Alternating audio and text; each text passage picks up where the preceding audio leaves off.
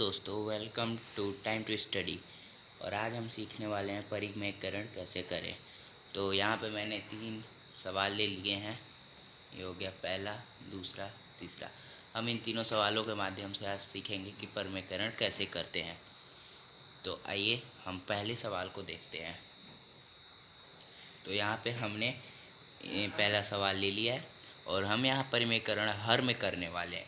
ऊपर वाला होता है हर, नीचे वाला होता है ऊपर वाला होता है अंश, नीचे वाला होता है हर। तो यहाँ पे हम परिमेयकरण हर में करने वाले हैं, मतलब 6 + √5 में। तो परिमेयकरण करने के लिए हम यहाँ पे करेंगे गुना और इसका उल्टा लिखेंगे 6 - √5। यहाँ पे 6 + √5 है तो यहाँ पे 6 - √5 होगा, क्योंकि यहाँ पे चिन्ह बदल जाता है। और नीचे भी यही वाला लिखेंगे तो 6 - √5। तो यहाँ पे हमने लिख लिया। अब इसके बाद हम इसको गुना करेंगे। तो 1 से 6 - √5 में करेंगे तो कुछ नहीं होगा, 6 - √5 ही हो जाएगा बटा। और हम इससे इसमें करेंगे तो यहाँ पे हम इसको कोष्टक में बंद कर सकते हैं और यहाँ पे हम इसको a मान लेते हैं और इसको b मान लेते हैं। तो ऐसे ये भी a और b हो जाएगा। तो आपने एक फॉर्मूला ज़रूर सुना होगा, ए स्क्वायर, यहाँ पे मैं लिखता हूँ a² - b² बराबर होता है a + b और इंटू a - b। तो यहाँ पे वो दिख रहा है 6 + 5 और 6 - 5, a + b a - b। तो यहाँ पे हम इस वाले फॉर्मूले को यूज करेंगे। तो उस हिसाब से हमको यहाँ पे लिखेंगे, पहले a है 6 तो 6 का स्क्वायर और माइनस √5 का स्क्वायर। तो ये हो गया। अब हम ऊपर वाला को ऊपर वाले वैसे ही लिख देंगे और यहाँ पे हम 6 का स्क्वायर करेंगे तो आएगा 36 और माइनस यहाँ पे √5 है, √5 का स्क्वायर। तो √5 का स्क्वायर तो यहाँ पे हो जाएगा √5 गुने √5। तो इसका हो जाएगा √5 गुने 5। तो ये रूट के अंदर 2 आ रहा है तो आप जानते हैं कि 2 का 1 निकलता है, तो इसका हो जाएगा 5। तो यहाँ पे √5 का स्क्वायर का लिख देंगे हम 5 और फिर नीचे लिखेंगे हम 6 - √5 बटा। अब 36 में से 5 घटाएंगे तो आएगा 31। तो यहाँ पे आंसर हो जाएगा, इसके आगे कुछ नहीं बढ़ रहा है तो यही आंसर हो जाएगा। आइए हम दूसरे सवाल को देखते हैं। यहाँ पे हमारा दूसरा सवाल रेडी है, 8/√7 + √3। तो इसको हम बनाएंगे जैसा कि उस समय हम किए थे गुना करके। यहाँ पे इसका उल्टा हो जाएगा तो लिखेंगे √7 - √3 बटा √7 - √3। तो अब ये पिछले बार की तरह नहीं है, इसमें 8 से गुना करना है, इसमें में तो हम सिंपली लिख देंगे 8 × √7 - √3 और बट्टे में लिख देंगे। यहाँ पे हम फिर से इसको a और इसको b मानेंगे और इसको a इसको b। तो फिर यहाँ पे भी वही वाला फॉर्मूला यूज होगा, a² - b² a + b × a - b। तो a + b a - b। तो उसी वाले फॉर्मूले के आधार पे हम a का स्क्वायर √7 का स्क्वायर माइनस √3 का स्क्वायर, ये हो गया। अब अगले पद में हम करेंगे, इसको लिखेंगे 8 × √7 - √3 बाई। अब जैसे 7 का लिखेंगे तो √7 गुने √7, फिर रूट के अंदर 7 गुने 7 बराबर 7 ही हो जाएगा।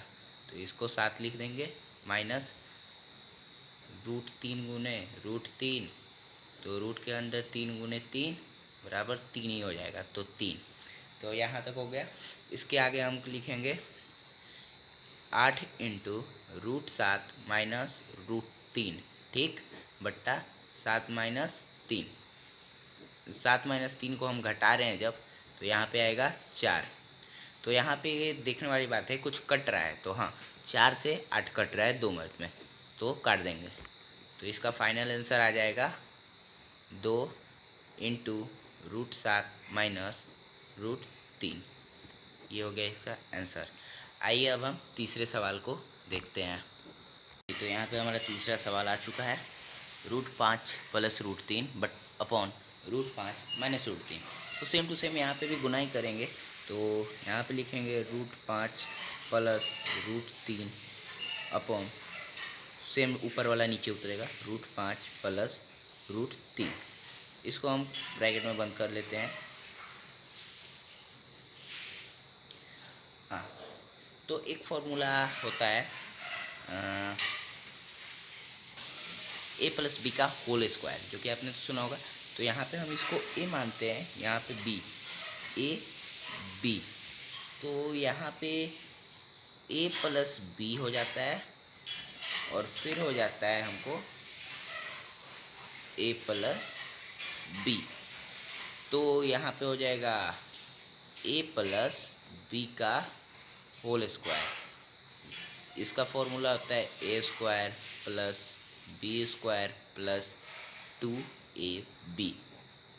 ठीक, तो इसी फॉर्मूले पे हम पहला वाला सॉल्व करेंगे। ये वाला फॉर्मूला है, इस पे हम पहला वाला बनाएंगे, ऊपर वाला। तो हम सबसे पहले लिखते हैं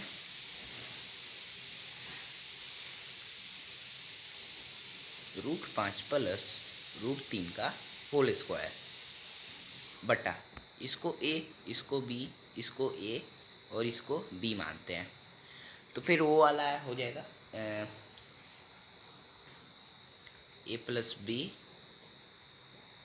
into a minus b equal to a square minus b square.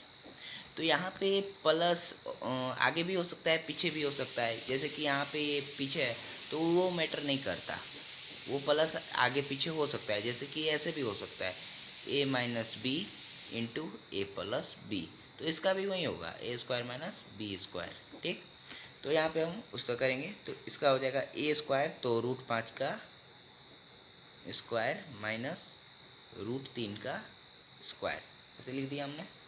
तो अब ए प्लस बी का होल स्क्वायर का फॉर्मूला होता है a square plus b square plus 2ab। तो हम उसी पे इसको बैठाएंगे, √5 प्लस √3 के स्क्वायर को।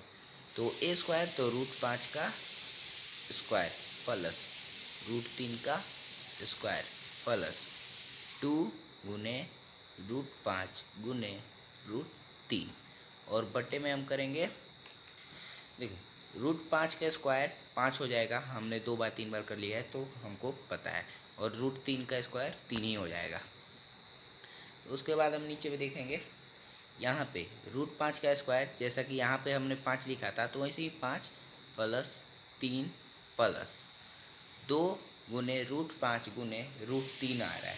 तो यहाँ पे सिंपली √5 और √3 को गुना कर देते हैं तो 2√15 हो जाएगा, बट्टा 5 में से 3 गया, 2 बचेगा। अब हम सिंपली इन दोनों को जोड़ लेते हैं, दोनों जुड़ जाएगा आराम से। तो 5 3 8 प्लस 2√1 15 बट्टा 2। ठीक, फिर हम यहाँ पे कर रहे हैं 8 प्लस 2√15 बट्टा 2। तो यहाँ पे हमको देखना है कॉमन इसमें ले सकते हैं। तो हाँ, 8 में 2 कॉमन ले सकते हैं, यहाँ पे 2 कॉमन ले सकते हैं। तो हम 2 को कॉमन ले लेते हैं, तो 2 इंटू 8 में से 2 कॉमन लिए तो बचा 4 प्लस 2 कॉमन ले लिए हैं तो बटा √15 बट्टा 2। तो इस 2 से ये 2 कट जाएगा, तो सिंपली यहाँ पे आंसर हो जाएगा 4 प्लस √15। हमने यहाँ पे 3 परमीकरण के सवाल हल कर लिए। तो आशा है कि आप सभी को परमीकरण अच्छे से समझ आ गया होगा, और जाते जाते हमारी चैनल टाइम टू स्टडी को सब्सक्राइब करें। अगर अच्छा वीडियो लगे तो लाइक करें, कमेंट करें, शेयर करें।